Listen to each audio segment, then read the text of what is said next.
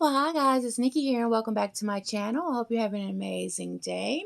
And here I am with little baby Cairo Carter, and we will be doing an outfit change, talking about a topic, and doing some happy meals. So stay tuned, and I hope you have a good time while you're watching this. Okay, guys, so here's little Cairo, and if you don't know, he is preemie. He is a sculpt by Adri Stoeti, the Mick Awake sculpt, and he was reborn by Serenity Smith, and he is just a sweetheart. I won him in a giveaway, and I'm just loving him. There's one of those things where I talk about how you evolve in the hobby, and this is definitely one because a premature or preemie baby was not on my radar. And since I've had little Cairo, I was like, why was he not on my radar? Because he's so sweet, lovable. He did come without hair. And I've been thinking about either getting his hair painted or rooted more so than the first. And guys, I really like him bald. I can do all type of hats. I don't have to worry about messing up his hair and things like that. So I really like the bald look on him. It's so cute. And because he's so tiny, just having a nice little hat on him and warm clothes, it just looks so comfy, cozy. So I'm really, really enjoying the fact that he does not have any hair. And also this was Serenity's vision, and I like it. And I really want to keep her vision in this baby. So right now, I'm still like on the fence, but leaning more toward no hair. I just love the fact of not putting hats on him. I mean, putting hats on him because my other babies all have hair, and I just don't feel comfortable with like leaving a hat on for a long period of time or even buying outfits that includes a hat because I just do not want their hair to mess up.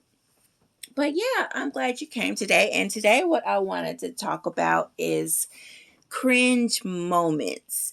Yes, cringe moments of taking your dolls around other people, and especially people who have no idea anything about this hobby. So they don't understand how important it is to keep the doll in its original state, not to mess the doll up. So yeah, but before I do that, I want to share with you some happy mail that I did receive, and this is from Liz over at My Baby Bugaboos. And she has a YouTube channel, guys. If you will go over there and support her and look at her babies, she has a variety of reborns over there. I enjoy watching her talk about her family, talk about her dolls, change her dolls, and I just really love the energy that she shows. So if you guys would love to go over there and check out a channel, if you don't know about her already, My Baby Bugaboos, you will really enjoy it. But guys, she got me some things, and it was so I loved it so much. It's because one of my themes, and right now for Cairo, is bumblebees. It used to be Nora's theme before I got her, and she sent me some bumblebee themed things, and I just really, really enjoyed it. And the first thing she sent me, look at this, it's a little bee, and he's so cute, and he's small enough for little Cairo to have a little friend. Look at that. Excuse my voice, guys. My allergies are kicking up over time. But look at that. It's just so cute. And I said that is specifically for Cairo. Look at that. He's so sweet. And then the wrapping was so cute. She also did like gift wrapping, like bumblebee wrapping. I'll show you one of the wraps. Look at the paper. It has bumblebees on it. So cute. Well, this looks like a hornet mostly, but I love that. And one of the things she sent was this. Look at this cute, cute diaper, cloth diaper. And I can't wait to try this on Remy. And it's yellow, which I love. The snaps. It doesn't have the insert, but I've been thinking about getting some cloth diapers, so I'm really, really, this is my first cloth diaper, guys, so I can't wait to try it on Remy. This is one of the wrappings. This was wrapped up around for decoration for one of the gifts. And look at that. And I'm going to keep that. So cute. I love it. She sent me 2 head wraps. I think, yeah. This, I can see Nora all day with this head wrap. And look at this yellow head wrap. So cute. Love it. And then she sent me this cute, I wrapped the things back up after I seen it because I wanted to share it on a video. So now I can use the things because I've shared it. But I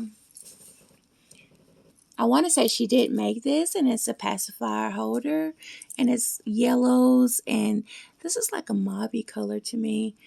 But it has little charms on it. So cute. And that's the little pacifier. So I love this. It could be a prop. And it's a ma'am pacifier with a little yellow heart smiling.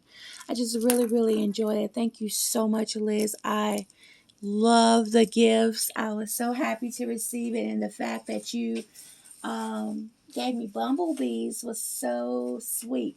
Because why I say that, as you can see, he's laying on bumblebees. And then I got these from Etsy, these little crochet booties. And look, it has little bumblebees on the side. So he has worn these. They are so cute, and they're yellow and white. So he is definitely, his theme is bumblebees, guys. And he lays in a little bassinet with bumblebees all around him. So I really like it. But right now, we are going to change him. Let's put his little buddy over here on the side from Auntie Liz. Say thank you, Auntie Liz, because that is definitely going for him. But he just has on a pamper that's been recently changed. He does come with a belly plate. This is my first baby with a belly plate, so I just love it on him. I like to show his little belly off. And he has a little bib that says hello.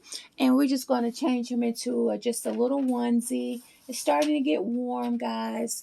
I didn't participate for last week's theme, but it was like vacation, if you could go on vacation and just dress them up around a vacation. And I thought, we would love Australia. So this is little koala. It says mommy's little hugger. And when I seen this, I was like, oh, Cairo will look so cute in this. It came in a package of 3. They are child of mine, and they are preemie. And there's the second one. It's like browns with little triangles. And then here's one with cream color with koalas all over. And it's like a koala and her baby. Isn't that so cute? But I am going to put the first one on him. But why I change him, guys. Oh, and I also have him a little preemie onesie. I got these from Amazon. I'm going to put this one on it. It's sleeveless. But this is a cream color with light browns. I just thought it was so cute. But yeah, I wanted to talk about cringe moments, guys. Have you ever taken your doll somewhere and you like almost regretted that you took them there?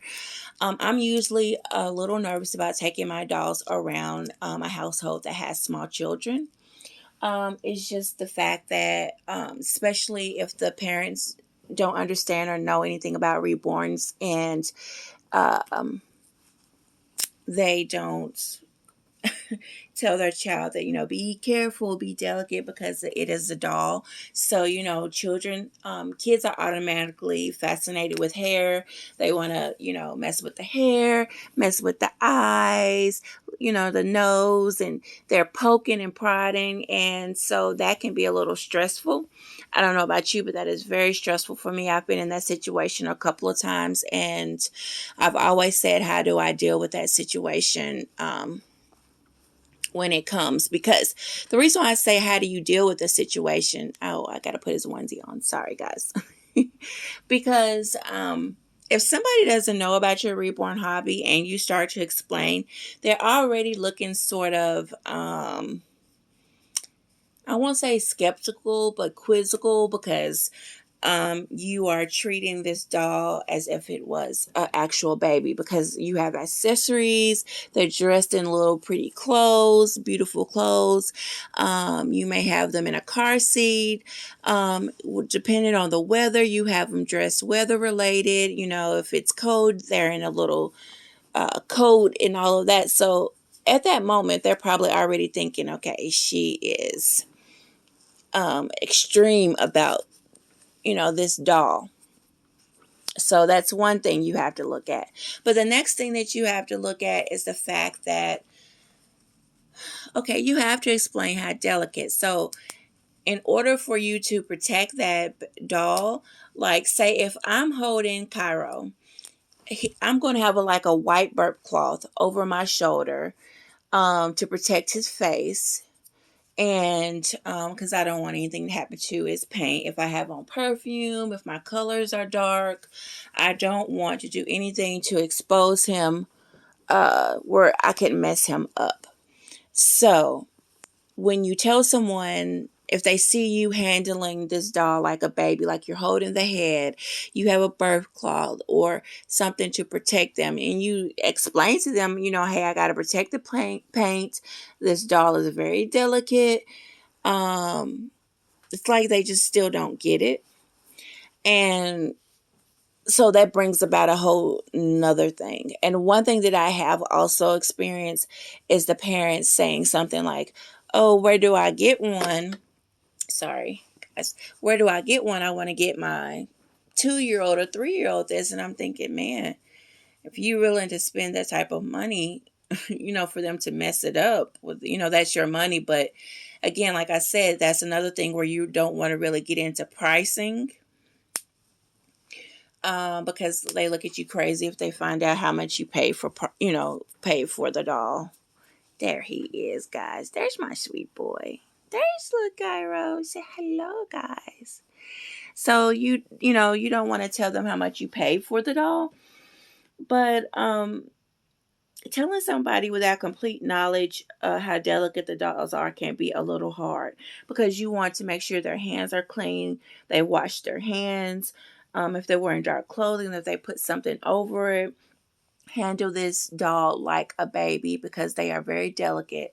And not only for pricing, but this doll has been painted and made to look as if an actual doll. So, I mean, an actual baby. So, if you're not an artist that can go home and touch up your baby like me, I would have to, if something happened to it, I would have to go and look for somebody who can touch this baby back up or preserve the look of the baby. So, again, like I said, they look at you a little timid because they don't understand why you're being so like a mommy with a new baby, honestly. So you got to explain that. And then you got to deal with the small children. Okay. They like to pick in the hair and want to brush it, pick and poke, handle the doll roughly.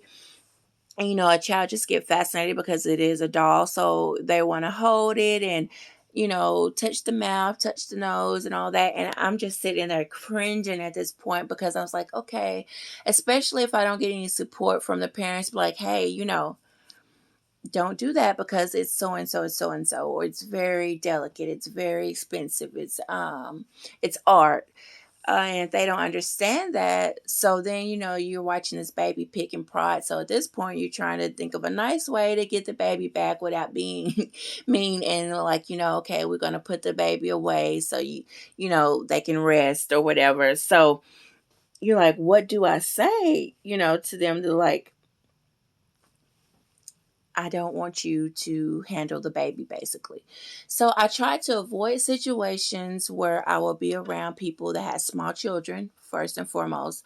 Like I said, there's been a couple of times I have taken my babies to a household and children have came, or I didn't know those children were there. So now I got to deal with trying to make sure that the baby doesn't get damaged.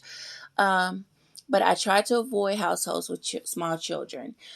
It's just I've not had a great experience because it's not their fault. They don't understand. But it's also you're trying to explain to an adult why you have a doll that is that you are treating as if it is a baby with accessories and handling them. But now you got to worry about this child, making sure that they don't, tear a limb off or, pull the hair out or anything like that. So I just try to avoid the situation altogether. It's already a delicate situation for me to talk about the hobby without, I don't want to get certain looks because you really have to go into detail about why you're doing it and how important these dolls are and how delicate they are. And if they just don't get it or if they don't understand, the amazement of the doll or anything, they're not going to get how you want to protect this baby in a sense. So like I said, here you go trying to explain to the adult.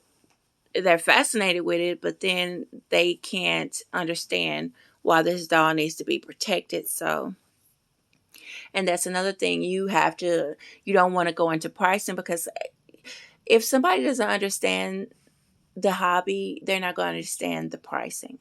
So they're not going to understand that you didn't pay so much money for this doll. They're just not going to get it.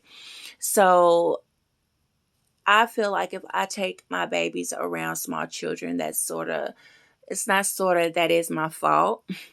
So I have to sort of be prepared for anything, and I don't want to be rude and say, no, you can't hold the baby or whatever. And I just, I tell them, be very delicate, sit here right here beside me. You got to hold it really gently. So now you're getting looks from them and their parents, So in a nutshell, I just try to avoid that situation all itself. And I don't know. Thankfully I haven't been around anyone who's told me to their face like that's weird, you need some help or anything like that. But I don't know what they say once I leave, or it was like, oh my goodness. So when they start asking about price or how much did you pay for that, because it looks so realistic, I think that's sort of rude in a sense. I don't like to get into pricing. So I just might tell somebody, if you are interested, go on such and such to look about trying to get one. And I'm thinking once you see the price, you're not going to want to get a doll like that for your small child because they're not going to understand the value of it. And but guys, you tell me, what do you do in a situation like that? How do you deal with cringe moments? And if you have a cringe moment, tell me about it down below. But that's my time, guys. And I hope you enjoyed this video. And I hope you enjoyed seeing Lil Cairo. And we will see you next time. Bye.